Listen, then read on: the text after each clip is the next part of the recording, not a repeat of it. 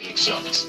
En las direcciones de organismos internacionales, en la dirección del servicio exterior. Hizo una gran carrera dentro del servicio exterior. Había estado como embajador en Grecia, había estado como representante de México ante la Organización de Estados Americanos y había estado en Brasil, en Río de Janeiro, en el Comité Jurídico Interamericano como representante de México ante el comité. Su primera embajada va a ser en Brasil.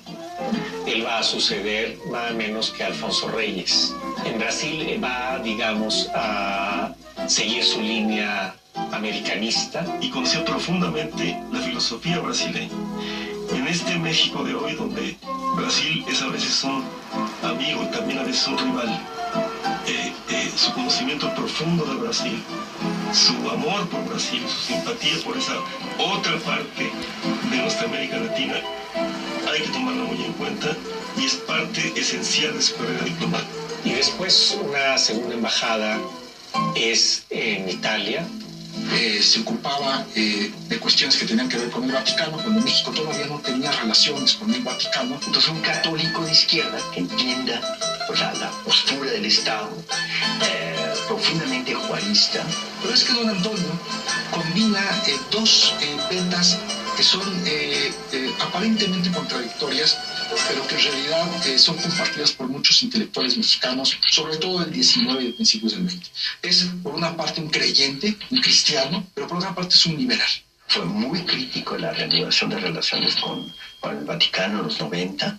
No le di el menor sentido, decía que son embajadas que no servían para nada, que para eso estaba el delegado apostólico aquí, que él era el que realmente velaba por los intereses de la Santa Sede de México y que no hacía falta más. Pero en esa embajada en Roma es interesante no solamente su desempeño como diplomático, sino que también le interesan dos grandes personajes italianos, que es Dante Alighieri y Nicolás Maquiavelo. Y creo que él entendía muy bien el Dante. El Dante para él hizo la gran síntesis de la media y abre el camino al Renacimiento. Y un hombre como Gómez Robledo no solo lo entiende, sino que además vuelve al humanismo básico de los griegos. Y la fundación de la lengua italiana, de lo que significó Italia en Occidente, lo tiene muy cerca en sus preocupaciones intelectuales, en su trabajo, en sus escritos. Dante, en su gran poema, cuando habla del infierno, ¿verdad?, dice que hay unas palabras allá en la entrada: todo el que entre aquí, que pierda toda esperanza, ¿verdad? Y eso lo tenía en su cubículo, en la puerta de su cubículo. No sé qué significaría el que entrando a su cubículo tenía que perder ahí toda esperanza, ¿verdad? Era muy culto don Antonio Gómez Robledo. Don Antonio hablaba el griego clásico y el latín. Cuando vivimos en Grecia, aprendió griego moderno. Y eso le dio acceso, por ejemplo, a la poesía de Cavafis. Y escribe entonces un artículo sobre él, pero escribe a partir de estudios, es decir, no a partir de improvisación, a partir de un conocimiento superficial, sino se convierte casi en un especialista de todo. Don Antonio estudió los autores principales del pensamiento grecolatino, pensando que ese era también el fundamento de nuestra cultura mexicana. La cultura mexicana como cultura occidental, cristiana, ¿no?, recibe también el pensamiento grecolatino como su fuente matriz, y por lo tanto era indispensable que nosotros la conociéramos y la estudiáramos a fondo. Es un gran traductor de esta colección que tiene la UNAM, es la Biblioteca Grecorum et Romanorum Mexicana, es decir, la biblioteca de autores griegos y romanos, en donde traductores mexicanos traducen directamente de sus lenguas originales, del latín y del griego, a estos autores. Por ejemplo, Platón, o de Aristóteles tradujo la Ética Nicomaco, y bueno, de Platón también escribió un libro que se llama Platón y los seis grandes temas, escribió otro libro que se llama Sócrates y el socratismo. O sea, realmente don Antonio estudió los autores principales del pensamiento grecolatino. pensando que ese era también el fundamento de nuestra cultura mexicana. Si uno revisa las fichas bibliográficas que, cuando menos en la biblioteca del Instituto de Investigaciones Jurídicas de la UNAM, hay de don Antonio Gómez Robledo, nos encontramos más de 150 referencias a su obra.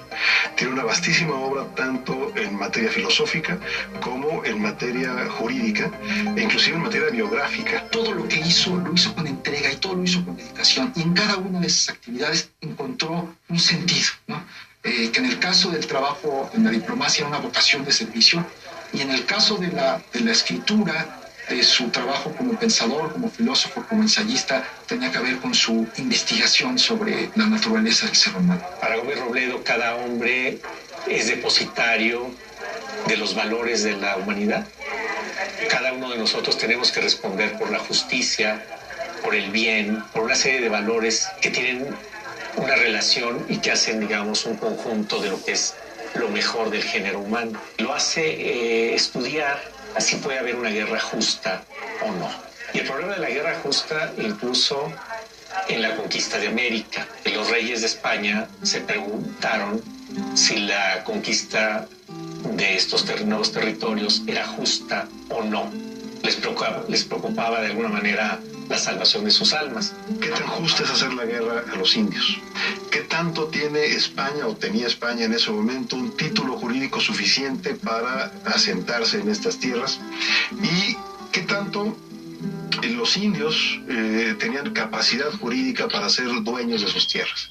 En ese sentido, Francisco de Vitoria, al resolver esos temas y esos problemas, da nacimiento al derecho internacional público. Entonces, don Antonio hace este estudio sumamente interesante, largo, que nos enseña pues que en realidad la conquista y la motivación fundamental de los conquistadores no fue difundir la religión, sino razones económicas. En el fondo está la pregunta sobre el ser humano, sobre la existencia humana. Y ahí don Antonio encamina esa reflexión dentro de una tradición de filósofos cristianos, en la que están San Agustín o como Pascal, que consideran que la gran pregunta de la existencia humana es la pregunta sobre la relación entre el hombre y Dios. Pascal, de hecho, es un filósofo profundísimo, ¿verdad? Un hombre muy atormentado, un hombre muy existencial, incluso algunos lo ponen como antecesor de la filosofía existencialista, pero sobre todo era un hombre angustiado, ¿verdad? Entonces, de don Antonio Gómez Robledo me llegaba a decir, angústiese un poco, porque si no, no puede ser buen filósofo. Se dice que el humanismo pasa por una crisis, o ya no hay más un humanismo, sino estamos viviendo en un mundo regido por la técnica. Entonces, ¿dónde están las letras humanas? ¿Dónde está el sentido de lo que es el hombre? La preocupación de la filosofía por encontrar por qué existimos, cuál es el destino de la humanidad, cuál es el destino del hombre.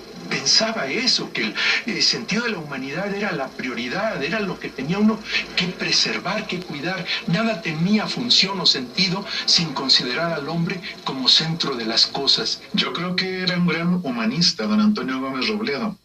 Lástima que tenga uno que decir de los últimos, ¿verdad? Porque ya no hay gente con tanta capacidad de abarcar las humanidades. Era un hombre entregado, un hombre que no únicamente trabajó en la política, sino que tenía una conciencia política muy fuerte, ¿verdad? Un luchador social de alguna manera, porque se preocupaba mucho por México. Y aquí nos diríamos, ¿cuál es el peso o la aportación como diplomático de don Antonio a la política exterior mexicana? Si leemos la obra de don Antonio, si vemos los temas que abarcaba sobre la doctrina Monroe, sobre Francisco de Vitoria, sobre Suárez, sobre Gentili, todos los internacionalistas, su historia sobre la diplomacia, sus análisis filosóficos sobre meditación de la justicia, la ética, comprendemos una cosa. La política exterior mexicana del siglo pasado no se improvisó. La crearon hombres como don Antonio, que meditaban, que tenían esa riqueza de información y de análisis, y con base en la cual hacían los postulados con los que México tomaba decisiones. Vivió su carrera como servidor público con una total entrega e intensidad. Puede sonar cursi, pero no lo era en el caso de don Antonio, que tenía todo menos recursos. Es la idea del servicio a la nación, ¿no? Del amor a la patria y del servicio a la nación.